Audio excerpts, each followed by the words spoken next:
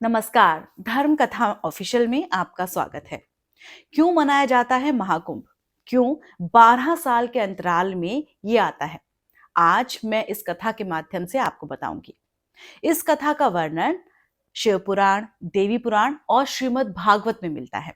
तो चलिए शुरू करते हैं आज की कथा मेरे यानी वंदना के साथ। तो प्राचीन समय की बात है, एक बार ऋषि दुर्वासा एक मार्ग से, एक रास्ते से गुजर रहे थे। वहीं पर उन्होंने इंद्र को देखा। अब जैसे ही उन्होंने इंद्र को देखा ना, तो उन्होंने इंद्र के कल्याण के कारण अपने गले से एक माला उतारी और इंद्र को पहना दी। अब इंद्र जो हैं वो तीनों लक्ष्मियों के स्वामी अर्थात धनाढ्य राजा हैं। तो उन्होंने उस माला को बहुत तुच्छ समझा और अपने गले से उतारा और पास में खड़े एक हाथी को पहना दिया। उस हाथी ने अपनी सूंड से उस माला को खींचा और पैरों से कुचल दिया। अब ये सब देख के ना ऋषि दुर्वासा को बहुत क्रोध आ गया। उन्होंने तुरंत ही इंद्र को श्राप दे दिया कि ना तो तुमने मेरा सम्मान किया और ना मेरी दी गई किसी वस्तु का सम्मान किया। तो अब ऐसा है कि तुम तुरंत ही श्री विहीन हो जाओ अर्थात लक्ष्मीहीन हो जाओ। अब इससे क्या हुआ, केवल इंद्र ही श्री विहीन नहीं हुआ, तमाम देवता जो थे ना, सभी देवता वो भी श्रीहीन हो गए। अब इससे क्या हुआ, जब जैसे ही असुरों को ये बात पता चली कि सभी देवता जो हैं वो श्रीहीन हो गए हैं, यानी कि उनकी लक्ष्मी उनके पास से जा चुकी है, और जिसके पास लक्ष्मी नहीं, उसके बल नहीं, उसके पास कुछ भी नहीं, तो असुरों ने देवताओं के ऊपर चढ़ाई कर दी।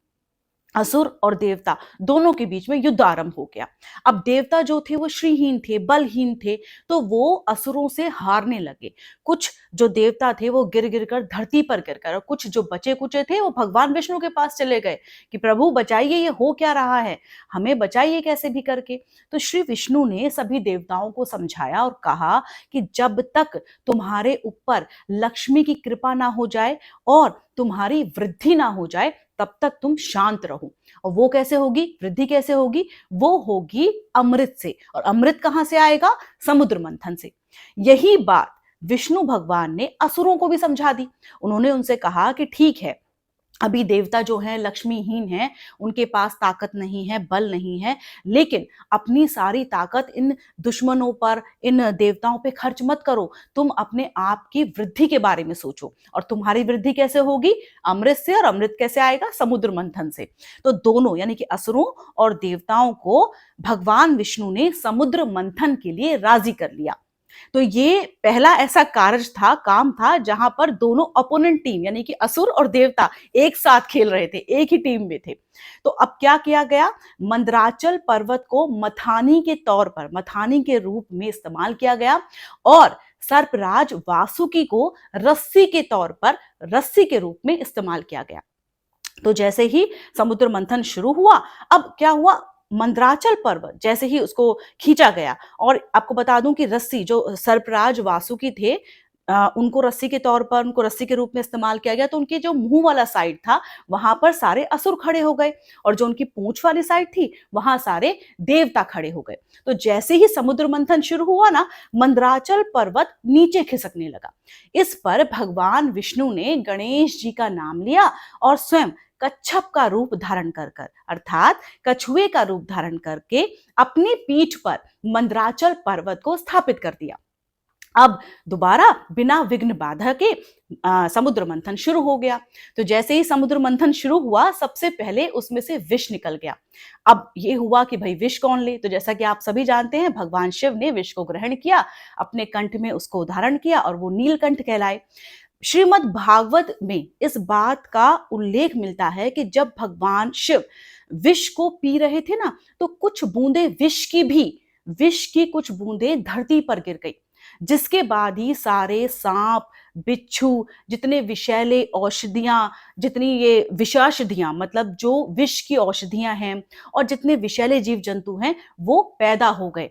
उसी दिन के बाद से धरती पर इस तरह के विषैले जीव उत्पन्न होने शुरू हो गए।